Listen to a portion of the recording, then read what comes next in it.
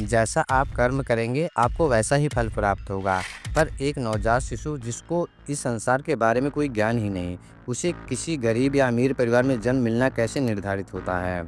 उसने तो कोई कर्म किया ही नहीं। कर्म क्या है? हमारे द्वारा किया गया कार्य, एक्शन और डीड। अगर आज कोई अपने कर्मों का दंड या सुखद फल नहीं भोग पा रहा है तो प्रारब्ध स्वरूप उसे भोगेगा अवश्य। धर्मशास्त्रों में कर्म 4 प्रकार के बतलाए गए हैं। प्रत्येक जीवन में हमें संचित कर्म का कुछ भाग लेकर जन्म लेते हैं। नौकरी में समस्या, अकारण गुस्सा, रिश्तों का खराब होना, अनावश्यक बोझों से जूझते रहना, चाहे आपने कुछ ना किया हो तब भी समस्याएं आती ही रहती हैं।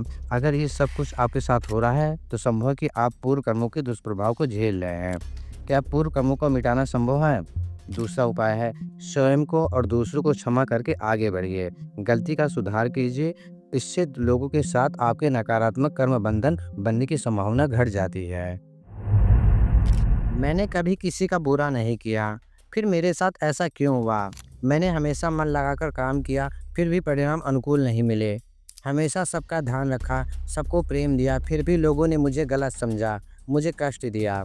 मेरा रूप रंग ऐसा क्यों? मुझे जिस वस्तु या व्यक्ति की इच्छा है, मुझे वह क्यों प्राप्त नहीं हो सकता? ये और ऐसे कई प्रश्न हैं जो कभी ना कभी हम सबके मन में आते हैं। जैसे हम सुनते हैं कि अच्छे लोगों के साथ बुरा क्यों होता है? दोस्तों, ऐसे सब प्रश्नों का सनातन धर्म शास्त्रों में एक उत्तर मिलता है, वह है कर्म। आप जैसा कर्म करेंगे आपको वैसा ही फल प्राप्त होगा। पर फिर रंग का या कद काठी का इस जीवन के कर्म से क्या संबंध? क्यों ऐसा है कि कुछ लोगों को कम मेहनत में आसानी से सफलता मिल जाती है और कुछ लोग अपने पूरे जीवन मेहनत करते रहते हैं? उनका पूरा जीवन संघर्ष में ही रहता है और कड़ी मेहनत के बाद भी वे कभी सफल नहीं होते। क्या हमारी स्वेच्छा का कोई महत्व ही नहीं है? क्या ये भाग्य नहीं कि एक ही दिन एक ही समय पर जन्म लेने वाला नवजात शिशु का जीवन विपरीत हो जाता है? एक का जन्म एक गरीब परिवार में एक सामान्य से अस्पताल में होता है, उसे जीवन के बुनियादी सुख सुविधाएं भी नहीं मिलते। वहीं दूसरे बालक का जन्म एक धनाढ्य सुख संपन्न परिवार में एक बड़े से अस्पताल में संसार के सबसे अच्छे डॉक्टरों की देखरेख में होता है। कुछ लोग जन्मजात देख या चल नहीं सकते। ये सब कैसे होता है? एक नवजात शिशु जिसको इस संसार के बारे में कोई ज्ञान ही नहीं, उसके साथ ऐसा अन्याय क्यों? क्या ईश्वर ने ये सब किया है? पर उन्हें ऐसा करके क्या आनंद मिलेगा? धर्मशास्त्र इसका उत्तर कर्म ही देते हैं। कर्म ही भाग्य बनाता है। आज कल परसों कर्म फल घटित होगा ही। हम कर्म फल से भाग नहीं सकते। हमने जो बोया है उसे काटना ही होगा। कर्म मात्र इस जीवन से नहीं बल्कि पुनर्जन्म, जन्म, मृत्यु के चक्र और मोक्ष से भी जुड़ा है। एक कर्म वह है जो हम सब करेंगे और वह हमारा भविष्य निर्धारित करेगा। दूसरा वह है जो हम पहले कर चुके हैं। जन्म से नहीं देख सकने वाले बालों का यह जीवन भी एक कर्म फल का ही रूप है, जिसे हम प्रारब्ध कहते हैं। प्रारब्ध ही वह शब्द है जो हमारे अनेक ऐसे प्रश्नों का उत्तर देते हैं जो जीवन की हमारी दृष्टि में अन्यायपूर्ण बनाता है, जबकि सब कुछ हमने तय किया है हमारे अपने कर्मों के द्वारा। कर्म क्या है? हमारे द्वारा किया गया कार्य, एक्शन और डीड। कर्म संस्कृत से आया एक वैदिक शब्द है जो हमें बताता है कि हमारा पूरा जीवन हमारे कर्मों को ही देन है। अगर आज कोई अपने कर्मों का दंड या सुखद फल नहीं भोग सका है तो प्रारब्ध स्वरूप वह उसे भोगेगा अवश्य, चाहे मोक्ष प्राप्त हो या पुनर्जन्म। पर कर्म कभी आपका पीछा नहीं छोड़ेगा। आज के इस वीडियो में हम कर्म के उन पहलुओं को जानेंगे जिन्हें नहीं जानने के कारण अक्सर हम कष्ट पाते हैं या अपने कर्मों का दोष ईश्वर को देने लगते हैं। इसलिए वीडियो में अंत तक जुड़े रहिए और अभी तक अपने वीडियो को लाइक और शेयर एंड चैनल को सब्सक्राइब नहीं किया तो ज़रूर कर लें। और यदि आप हमारे कार्य में हमारी सहायता करना चाहते हैं तो चैनल को ज्वाइन या QR कोड को स्कैन करके आप कर सकते हैं हमारी मदद। आपकी मदद से हम इस कार्य को जारी रखने में सहायता मिलती है। आइए वीडियो को शुरू करते हैं। दोस्तों, धर्मशास्त्र में कर्म के 4 प्रकार बताए गए हैं: संचित कर्म, प्रारब्ध कर्म, क्रियमान कर्म और आगामी कर्म। भगवान श्री कृष्ण भगवद गीता में कहते हैं कि कोई भी मनुष्य एक क्षण के लिए भी अकर्मा नहीं रह सकता। हम सब प्रत्येक समय कुछ ना कुछ कर्म कर रहे होते हैं। जैसे अपने विचारों के माध्यम से जब हम कुछ सोच रहे होते हैं, शब्दों के माध्यम से कुछ बोलकर, स्वयं कोई कार्य करके या किसी से करवा कर। सोना, उठना, बोलना, खाना पीना सब कर्म है। पर कर्म सिर्फ एक्शन यानी क्रिया नहीं है। इसमें आपकी नीयत यानी इंटेंशन, उस कार्य को करते समय आपकी प्रेरणा, उद्देश्य या मोटिवेशन भी उतना ही महत्व रखता है। इस विषय को ठीक से समझने के लिए हम पहले संचित कर्म से शुरुआत करते हैं। संचित कर्म हमारे सभी पूर्व जन्मों के कर्मों का भंडार है। एक वेयर हाउस मतलब एक गोदाम जहाँ हमारे सकारात्मक और नकारात्मक कर्म एकत्रित होते हैं। संचित कर्म सदैव हमारे साथ होते हैं। ये एक विशाल महासागर की तरह है। उदाहरण के लिए आपने एक बीज लगाया जो समय के साथ स्फुटित होकर एक बड़ा वृक्ष बन गया। उस पर फल लगने लगेंगे। परंतु कई बार कुछ पेड़ ऐसे होते हैं जिन पर फल बरसों बाद लगते हैं, और जो फल लगते हैं वो सब एक साथ नहीं पकते। समय समय पर आपको यह पेड़ फल देता रहेगा। कई बार हम उस फल को खा भी नहीं पाते हैं क्योंकि मनुष्य जीवन उतना लंबा भी नहीं है। पर जैसा उपनिषद कहते हैं, हम जो बोलते हैं वो काटते भी हैं। चाहे हम कुछ भी कर लें, जो बोए रहेंगे वही हम काटेंगे। यानी फल खट्टा हो या मीठा, आपको खाना अवश्य पड़ेगा। कर्म हमारे लिए ऐसा कार्य करता है। संचित कर्म किसी एक जीवन के कर्मों का संग्रह नहीं, ना ही एक जीवन में उसे भोगा जा सकता है। प्रत्येक जीवन हम संचित कर्म का कुछ भाग लेकर जन्म लेते हैं। यहाँ नए कर्मों का संग्रह होता रहता है और इन्हीं कर्मों का प्रभाव हमें समय समय पर दिखाई देता है। इसके बाद आता है प्रारब्ध। यह संचित कर्म रूपी महासागर की वह लहर है जिस पर हम अभी सवार हैं। संचित कर्मों का वह छोटा सा हिस्सा जो हमारे वर्तमान जीवन को प्रभावित करता है।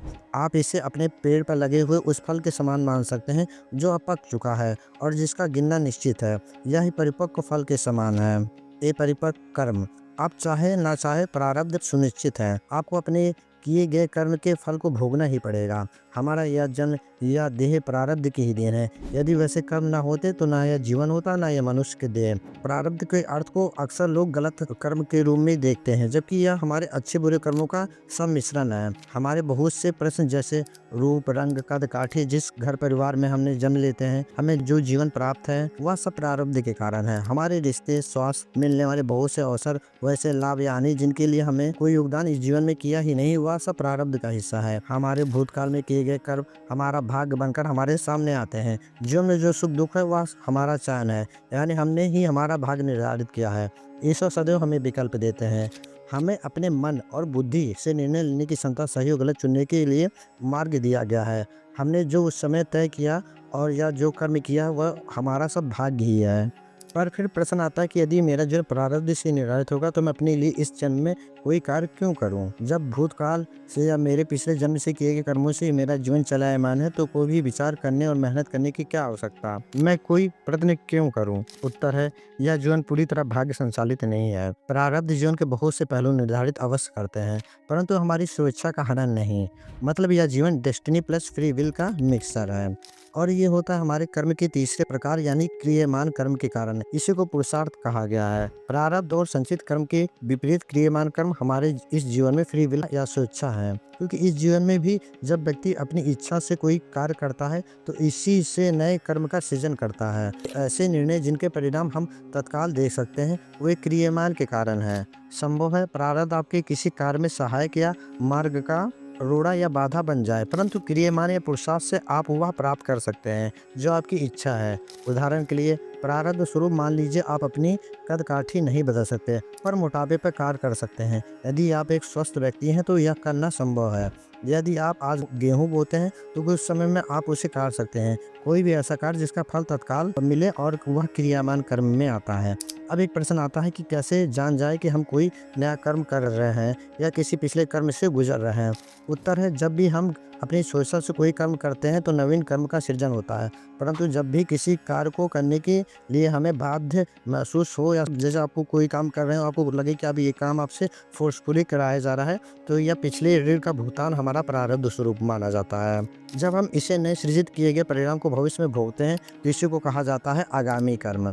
अनिवार्य रूप से आगामी कर्म वर्तमान कर्मों के माध्यम से उत्पन्न हुआ वह कर्म है जो नए अनुभवों को और संभावनाओं को जन्म देगा। इससे हमारा आज का वर्तमान जीवन और आगामी जीवन दोनों ही प्रभावित होते हैं। आपने मजबूरी में या स्वेच्छा से जो कर्म किया उसका सुखद या दुखद परिणाम आपके समक्ष होगा। हमारा आज का चयन ही हमारा भविष्य है, क्योंकि हम वास्तव में अपना भाग्य लिखते हैं। ईश्वर ने मनुष्य देह सोचने समझने की शक्ति और असीमित संभावनाएं हमारे समक्ष रखी हैं। हम अपने आज की परिस्थिति मात्र से प्रभावित होकर अपना निर्णय लेना है, यह सत्य और ईश्वर के मार्ग पर चलकर उचित निर्णय लेकर अपना यह जन्म, आने वाले जीवन और अपने मोक्ष को सुरक्षित करना है। यह पूरी तरह से हमारी अपनी स्वेच्छा पर डिपेंड करता है। संसार में 3 प्रकार के गुण होते हैं, सात्विक, राजसिक और तामसिक। प्रारब्ध भोगना सबके लिए सुनिश्चित है, परंतु इन तीनों गुणों में से किस मनुष्य पर कौन सा गुण प्रभावी है उससे तय होगा कि प्रारब्ध का सामना करने, उसे स्वीकार करने, पीड़ित रहने या आनंद लेने में हम कितने सक्षम होंगे। दोस्तों, कर्म सिद्धांत का एक सामान्य विषय इसका कार्य कारण का एक सिद्धांत है, अर्थात एक व्यक्ति द्वारा किए गए कार्य उस व्यक्ति और उसके जीवन को प्रभावित करते हैं। मतलब एक्शन इज कर्मा, और व्यक्ति के कार्य करते समय उसकी नीयत उस व्यक्ति और उसके जीवन को प्रभावित करते हैं। मतलब the intention and motivation behind the work are also the core of karma. उदाहरण के लिए भगवत गीता भी इस बात पर प्रकाश डालती है कि कार्य के पीछे की मंशा न कि स्वयं कार्य कर्म की प्रकृति को निर्धारित करती है। लालच, घृणा और भ्रम से प्रेरित कार्य नकारात्मक कर्म उत्पन्न करते हैं, वही दया, प्रेम या अस्पष्टता से किए गए कार्य सकारात्मक कर्म उत्पन्न करते हैं। कहने का मतलब है कि कर्म और उसके पीछे का मंतव्य आपका प्रारब्ध बनेगा। आज नहीं तो कल तो मिलेगा ही उसका फल, उसे आप काटेंगे अवश्य। दोस्तों, इस वीडियो में हमने या तो जान लिया कि कर्म किस तरह कार्य करता है, कैसे आप कहीं चले जाएं तो कुछ भी कर लें, यह आपका पीछा नहीं छोड़ने वाला। अब एक और प्रश्न, जब सब कुछ हमने किया है और हम ही कर रहे हैं तो ईश्वर क्या कर रहे हैं? पूजा करने, व्रत करने, इन सब का क्या लाभ? इसका एक विस्तृत उत्तर, एक गहन चर्चा हम किसी और वीडियो में करेंगे, क्योंकि अभी भी यह जानना बाकी है कि क्या पूर्व कर्मों को मिटाया जा सकता है या नहीं। क्या ऐसा संभव है कि पिछले कर्मों के कारण आ रही समस्याओं का कोई निराकरण किया जा सके? ये प्रश्न उन सब लोगों के लिए बहुत अधिक महत्वपूर्ण हो जाता है जो लगातार बुरे कर्मों के दुष्प्रभाव को झेल रहे हैं, जैसे नौकरी में समस्या, अकारण गुस्सा और उसके परिणाम, बीमारियां, अनावश्यक बोझों से जूझते रहना, रिश्तों का खराब होते चले जाना। अगर ये सब आपके साथ हो रहा है तो संभव या पूर्व कर्मों का प्रभाव है, परंतु ऐसे नकारात्मक कर्म प्रभाव को हमारे जीवन में बाधा बनने से रोका जा सकता है। इस वीडियो में हम कुछ वैसे कार्यों की चर्चा संक्षेप में करेंगे जिनके द्वारा आप अपनी लाइफ को वापस ट्रैक पर ला सकते हैं। इनमें सबसे पहला उपाय है अपने कर्मों को पहचानना और स्वीकारना। दोस्तों, ऐसा करने पर हम आगे उन चीजों से बच सकते हैं जो संभावित है। जो हुआ उसमें मेरा क्या दोष था या नहीं था, तो यह स्वीकारना कि जब आपका दोष था ही नहीं तो आप अपनी परिस्थिति को बेहतर बनाने के लिए क्या कर सकते थे। आकारण स्वयं को या दूसरों को कोस कर कम प्रभाव घटेगा नहीं बल्कि बढ़ेगा ही। अगला तरीका है स्वयं को और दूसरों को माफ करके आगे बढ़िए। यदि आपके कारण किसी को कष्ट हुआ है तो क्षमा मांगिए और क्षमा करके आगे बढ़िए। गलती का सुधार कीजिए, इससे लोगों के साथ आपका कर्म बंधन बनने की संभावना घट जाती है और समान नकारात्मक प्रभाव भविष्य में नहीं दिखते। तीसरा तरीका है नाम जप। दोस्तों, बहुत बार हमने इस जन्म में वैसा कार्य नहीं किया होता है और फिर भी हमें बुरा प्रभाव झेलना पड़ता है। बुरे प्रभाव पर हमारा कुछ भी करना संभव नहीं, तब नाम जप ही वह मार्ग है जो इन दुष्प्रभावों को हमें शांति और मुक्ति दिला सकता है। अपने इष्ट का नाम जप करने में हमें पता भी नहीं चलता कि कब बुरा समय आया और कब चला गया। इसके अलावा भी बहुत से तरीके हैं जो शास्त्र में हमें बतलाए गए हैं, उनकी चर्चा हम अगले वीडियो में करेंगे ताकि ये वीडियो ज़्यादा लंबा ना हो। और इस वीडियो को अंत बृहद अर्घ उपनिषद श्लोक से करेंगे, जिसके अनुसार जैसा मनुष्य कार्य करता है वैसा ही बन जाता है। अच्छा करने से अच्छा, बुरा करने से बुरा। अच्छे कार्यों के माध्यम से वह पुण्यात्मा बनता है, बुरे कर्मों से दुराचारी। आगे आता है कि आत्मा की पहचान केवल इच्छा के साथ होती है, जिससे आसक्ति यानी इच्छा या अटैचमेंट है वह वापस इस संसार में आता है, और जिसमें आसक्ति नहीं वह ब्रह्म में विलीन हो जाता है, क्योंकि आत्मा वास्तव में ब्रह्म है। आसक्ति नहीं होने पर, सुकर्म करने पर यह हमारे परम रूप को प्राप्त कर लेती है। दोस्तों, यह संसार माया है जो हमें जकड़ कर रखती है और हम जन्म मृत्यु के चक्र और कर्म बंधन में बंधे रहते हैं। बार बार आत्मा इस चक्र में फंसकर वापस देह धारण कर इस संसार में आती है और कष्ट भोगती है। इसलिए आवश्यक है हमें अपने कर्मों को जितना संभव हो शुद्ध रखें और मुक्त हो जाएं। हम अपना भूतकाल नहीं बदल सकते, परंतु भविष्य बदल सकते हैं। ऐसा कभी मत सोचिए कि कोई नहीं जानता, कोई देख नहीं रहा आपको। सदैव याद रखें, हमारे कर्म पंजीकृत होते रहते हैं और नकारात्मक हो या सकारात्मक, उसका हिसाब होना निश्चित है। आप कर्म बंधन से मुक्ति पर चर्चा किसी और वीडियो में करेंगे हम। आज के वीडियो में इतना ही, और आप वीडियो को लाइक और शेयर, चैनल को सब्सक्राइब करें। हमें फाइनेंशियल सपोर्ट करने के लिए आप QR कोड को स्कैन करके चैनल को ज्वाइन अवश्य कर लें। यदि आपका कोई प्रश्न तो कमेंट सेक्शन में जरूर लिखें, मैं उत्तर देने का प्रयास करूँगा। धन्यवाद। हर हर महादेव।